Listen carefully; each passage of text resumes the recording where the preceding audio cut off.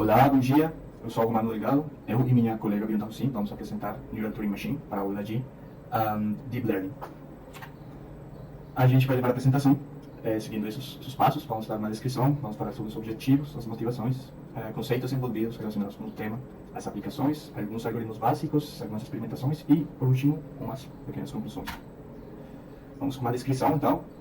Vamos trabalhar Neural Turing Machine desde RNN e o problema do desaparecimento dos gradientes. Vamos ver um pouco sobre esse problema que depois nos leva para LSTM, Long Short Term Memory, e as dependências de longo prazo, o problema que também representa esse problema das dependências de longo prazo. Vamos para o nosso tema principal. Vamos trabalhar Neural Turing Machine desde os seus conceitos principais, que são basicamente três: memória explícita, Turing Machine e mecanismos de atenção. E suas aplicações. Então, vamos ver umas aplicações genéricas e umas aplicações já mais recentes.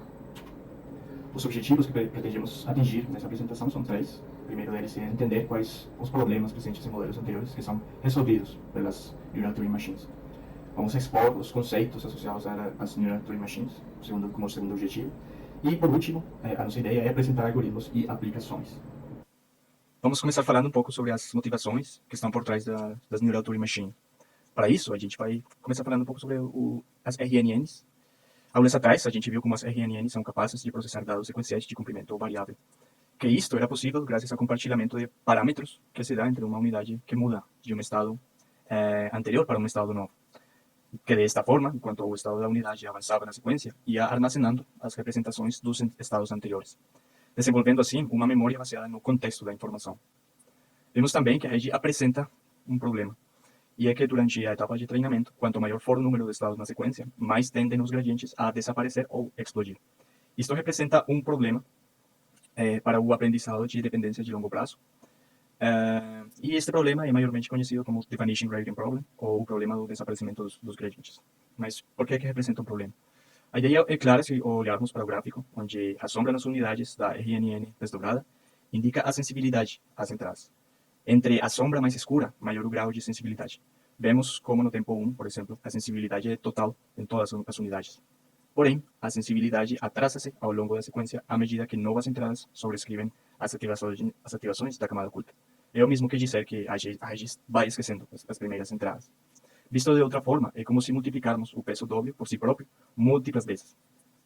Isso nos leva ao modelo de LSTM, Long Short Term Memory, um dos modelos de RNNs mais efetivos e usados em aplicações práticas para ampliar a persistência dos dados ao longo da recorrência.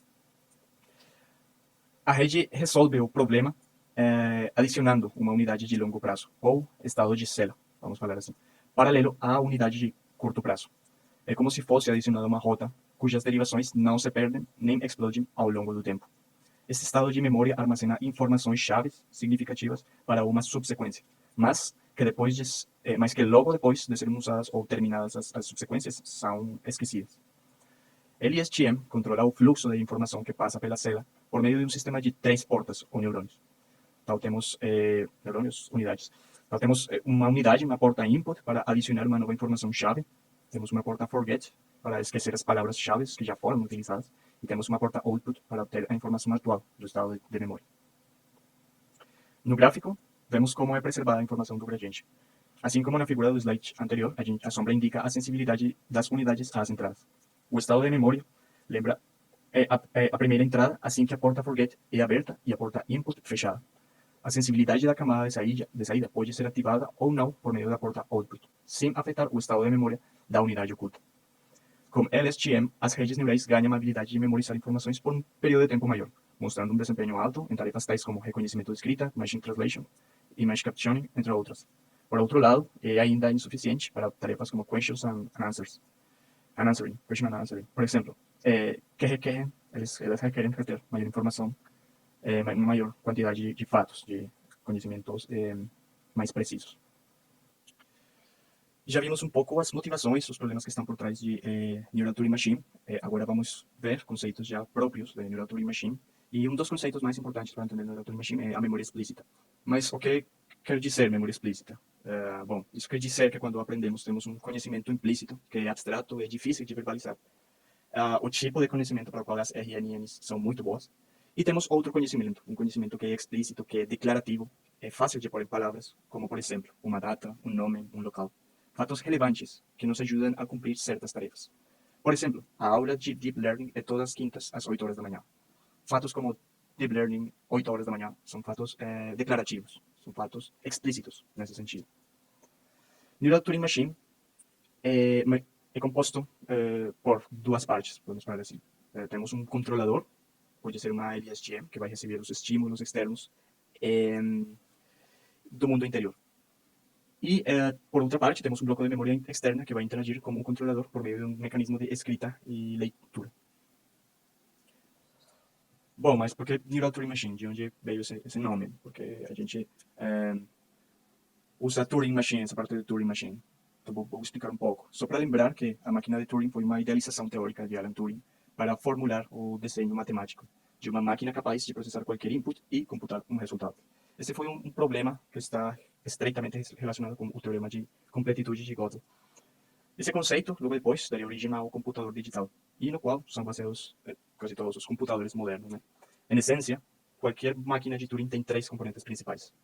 Temos uma fita com celas de comprimento infinito, cada cela podendo conter um símbolo ou espaço branco, uma cabeça que se desloca de esquerda a direita na pila, lendo, escrevendo e apagando o símbolo da cela atual, um controlador de registro que contém um número finito de instruções, vamos pensar essas instruções como um algoritmo, que indica as ações que a cabeça deve cumprir.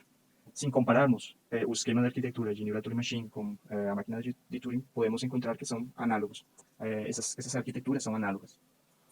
Mas, se um computador acessa a memória por meio de valores discretos, como faz Neural Turing Machine para acessar os valores da memória e ser treinado? Então, vamos falar agora um pouco sobre o funcionamento, né? Como é que funciona Neural Turing Machine. O controlador é alimentado pelo input no tempo t. E o estado prévio, um estado prévio, produzindo assim parâmetros ou instruções que as cabeças de leitura e escritura vão receber, indicando para quais blocos de memória focar a atenção. Vamos falar um pouco mais da frente desse termo de atenção. Nos que vão executar essas operações, né, de leitura e escritura. Uma vez que a operação é executada, os vetores de leitura são encaminhados para o controlador, onde são incorporados no novo estado da unidade. Quando a rede lê ou escreve esse conteúdo na memória externa, faz um processo de cópia da informação, podemos pensar assim, evitando deste modo que a informação desapareça ou exploda. É esta a razão principal pela qual a informação e os gradientes podem ser propagados por longas durações. Vamos ver um pouco esses mecanismos de leitura e escrita. Como faz para escrever, como faz para ler. Os mecanismos de escrita e leitura funcionam da seguinte forma. A cabeça de leitura baseia-se no input do controlador para produzir um vetor normalizado de atenção, com valores entre 0 e 1.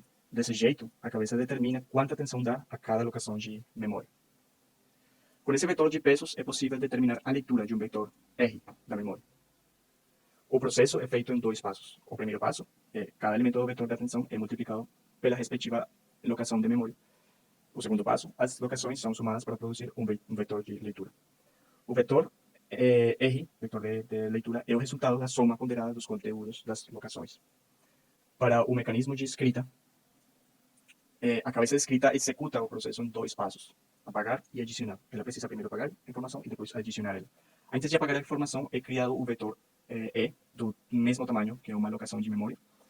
Terá também um valor entre 0 e 1 e vai determinar como vai ser apagada a informação, multiplicando o vetor normalizado de atenção gerado pela cabeça e o vetor apagado, o vetor E, obtemos uma matriz do mesmo tamanho da nossa memória. Logo, é subtraída uma segunda matriz de 1, obtendo como resultado um filtro com o sentido oposto.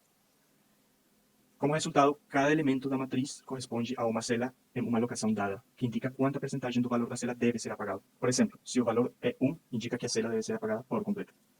O seguinte passo, mais simples, consiste em gerar uma nova informação com a que vai ser atualizada a memória e produzir o vetor A, que vai ser multiplicado pelo vetor de atenção.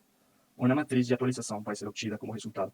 O processo é completado adicionando uma matriz gerada à matriz de memória a apagar, adicionando a matriz à matriz de memória apagada. Já abordamos, mais ou menos, o funcionamento das operações de leitura e escrita. Mas ainda não é claro como são gerados os vetores de atenção, que representam a principal inovação pela que a Neural Turing Machine é capaz de selecionar locações discretas de memória de forma diferenciável. Então, o vetor é criado combinando dois mecanismos.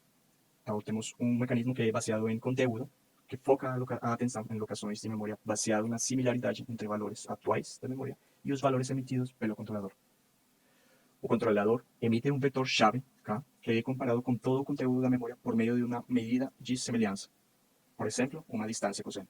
O valor de comparação pode variar entre 1, indicando que os vetores apontam na mesma direção, e menos 1, indicando que, em sentido oposto, apontam em direções contrárias.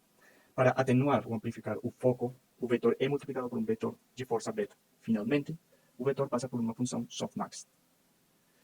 O outro mecanismo de atenção é o mecanismo baseado em locação.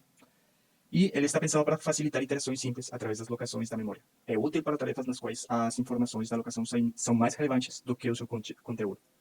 O mecanismo implementa uma rotação no vetor de atenção. Por exemplo, se o vetor focaliza a atenção numa locação específica, a aplicação de uma rotação de 1 focaria a atenção na seguinte locação da memória. Portanto, a aplicação de uma rotação negativa faria focar a atenção no sentido oposto. Esse processo é levado em 3 passos: interpolação, cambio convolucional e afiamento.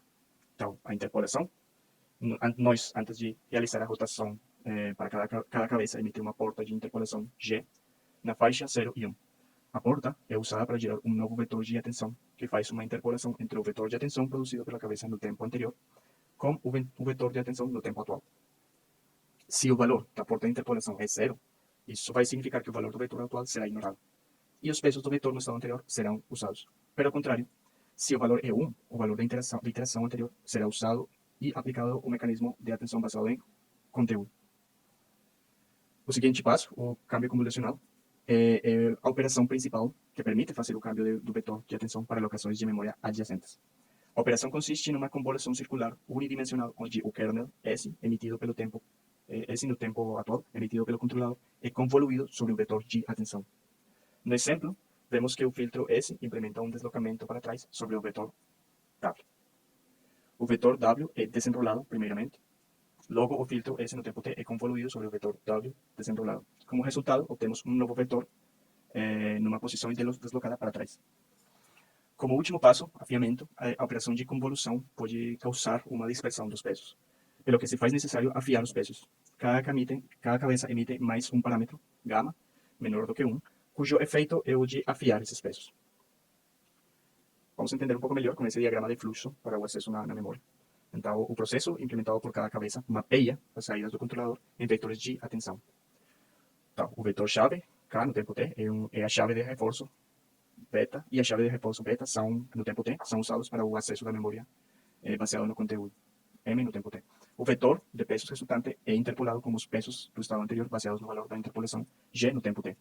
O parâmetro S no tempo t determina se os pesos devem ser rotados e por quanto. E, finalmente, dependendo de gama, no tempo t, os pesos são afiados para o acesso na memória. Oi, gente, meu nome é Bionda, e agora nessa segunda parte da apresentação a gente vai abordar um pouco sobre as aplicações das NTLs, algoritmos básicos e aplicação de um algoritmo para a gente ter um exemplo aí e resultados, e também as conclusões que a gente teve desse trabalho. Em relação às aplicações, as NTLs elas possuem diversas aplicações, pois elas podem executar diversas funcionalidades. Então, primeiramente, vai ser abordada a parte de aplicações de propósito geral, ou seja, as funcionalidades, e na segunda parte, algumas aplicações que foram realizadas pesquisas, né? Vamos dizer assim, aplicações das aplicações. Então, a primeira aplicação aqui, geral, que vai ser abordada é na tarefa de cópia. Então, considerando uma NTL que foi treinada com sequências de até 20 elementos, deseja-se fazer uma cópia dessas sequências. Então, aqui a gente tem sequências de 10, 20, 30, 50 e 120 elementos que iria se copiar. Então, para sequências de 10 e 20 elementos, como pode-se observar, o target e o output foram idênticos, então não teve nenhuma perda, mas a partir de 30 elementos começaram a ocorrer perdas. Bom, uma extensão da tarefa de cópia seria a repeat copy, que seria copiar a mesma coisa diversas vezes, né? Então, nesse caso, a gente tem aqui uma sequência e deseja-se copiar essa sequência. Como vocês podem observar, o target e o output são bastante semelhantes, só que chega a um determinado ponto que começam a ocorrer falhas aqui, e essas falhas seriam os marcadores de fim, né, da sequência. Pode-se observar que no exemplo aqui de baixo ocorre a mesma coisa, né, o marcador de fim de sequência aparece várias vezes. E o que isso significa? Né, que a cópia está sendo efetuada de uma forma satisfatória, mas a NTL não consegue prever quando é o fim dessa sequência de cópias, né? Então, acabam aparecendo esses marcadores aí fora da situação ideal.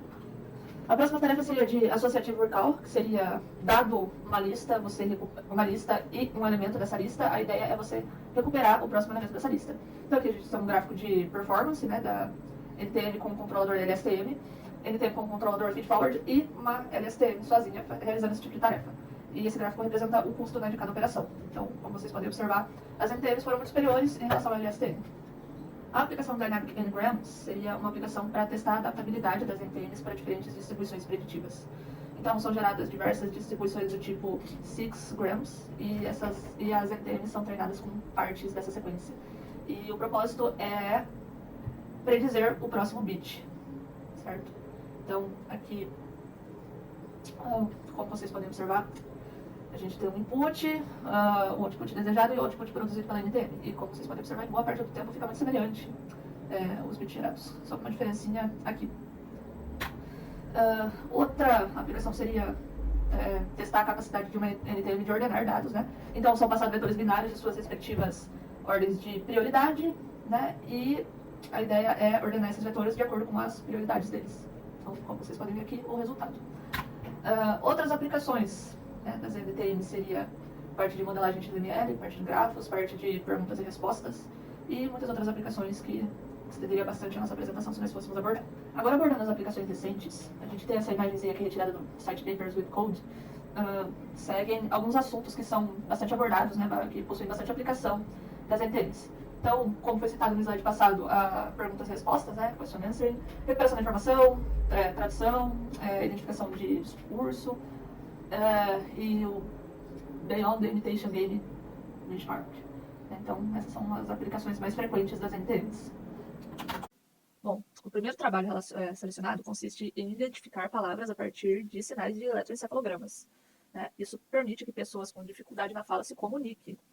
Então, para esse objetivo, utiliza-se uma Deep Neural Network, construída utilizando um Autoencoder Neural Turing Machine. Então, é possível visualizar essa estrutura na imagem aqui que está representada. O uso de autoencoders no treinamento é utilizado para reduzir a dimensionalidade dos inputs. E as NTMs são utilizadas para armazenar a longo prazo os pesos obtidos na rede durante as épocas, durante o treinamento, para eles poderem ser reutilizados. E a aplicação desse framework apresentou resultados positivos para a sua proposta, né, superando o estado da arte, inclusive, com uma acurácia de 97,5% para o dataset P300EE. O segundo trabalho que a gente selecionou consiste na classificação da carga de trabalho cognitiva a partir de eletroencefalogramas, de novo. Então, para isso, os autores propõem uma rede neural híbrida que combina uma CNN e uma Bidirectional Neural Turing Machines.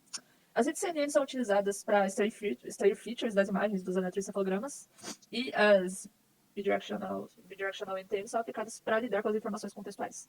E uma camada softmax é utilizada para finalizar a classificação e obter os labels. Então, por fim, foram realizados experimentos no dataset EEG e os resultados de acurácia foram superior a 99%. Mais uma vez a tarefa de classificação aparecendo, só que agora para classificar sentimentos em textos baseado em aspectos. Então, para realizar a classificação foi adaptado um modelo de NTM chamado Attentive Neural Turing Machines, que consegue fazer a avaliação da interdependência entre palavras com maior eficiência. Esse modelo está melhor representado aqui na imagem, né? E foram realizados experimentos no dataset 100 Eval 2014 e a acurácia obtida foi superior ao estado da arte para esse dataset. Por fim, esse é o último exemplo que a gente vai trazer e a gente vai executar o código desse exemplo, que ele faz uma estimativa da vida útil restante em máquinas. Então, esse método ele depende da análise de séries temporais, nas quais essas séries temporais foram coletadas a partir de dados de sensores que estão em máquinas, que medem diversas características do seu funcionamento. Então, primeiramente, são executados os passos de pré-processamento dos dados das séries temporais, utilizando uma normalização min-max, rotulagem, durante o processo de treinamento, utilizando uma função de degradação linear por partes, e limitando o remaining useful life, né, que seria a vida útil restante, ou RUL, que a gente vai usar esse termo aí durante a apresentação, limitando o RUL em 125, por fim, e dividindo as séries temporais em séries menores, utilizando uma janela deslizante. Então, essas séries temporais alimentam células NTM, de forma que os estados ocultos calculados por elas são utilizados como vetores de features para as séries temporais. E, por fim, um decoder formado por duas camadas totalmente conectadas é responsável por fazer uma estimativa do RUL. Bom, agora abordando a parte de algoritmos básicos, a gente vai começar destrinchando o modelo da NTM aqui, modelo da NTM na aplicação que a gente apresentou. Então, observando o esquema que da NTM utilizado nesse trabalho, a gente observa que ela é composta por uma memória externa M, com vetores de tamanho S. O processamento das séries temporais, então, passa pela etapa de fazer extração, de você armazenar e, eventualmente, recuperar algumas dessas informações mais importantes, utilizando aí as operações de leitura, escrita e atualização da camada oculta. As operações de escrita consideram a informação que foi recebida em um momento T e a informação presente também na camada oculta H-1. Então, dessa forma, são armazenadas novas informações e também é possível manter as informações anteriores. A operação de leitura é usada logo após a escrita ser realizada na memória externa M, né? E é utilizada para atualizar a camada oculta. E as camadas ocultas, por fim, são armazenadas em uma matriz H, que é utilizada como vetor de features para o input da NTM, né? E, bom, por fim, as operações de leitura e escrita possuem os operadores de dropout. É importante mencionar isso porque, de acordo com pesquisas, né? Esse operador de dropout ele pode mitigar o overfit e melhorar a performance das NTMs em tarefas heterogêneas. Bom, aqui a gente tem o código da NTM, né? O modelo dela. Então aqui são definidos os parâmetros. Aqui na função forward a gente tem o início da operação de escrita, aqui na linha 67 até a linha 73. Da linha 76 a 79 a gente faz a operação de leitura. Das linhas 82 a 85 a gente faz uma update do estado oculto. Na linha 88 a gente faz um update da memória M. E na linha 93 a gente faz o update do vetor de features. Agora a gente observando o pipeline que é executado aqui, a gente vê que as features extraídas das séries temporais, elas passam por um decoder composto por duas camadas completamente conectadas.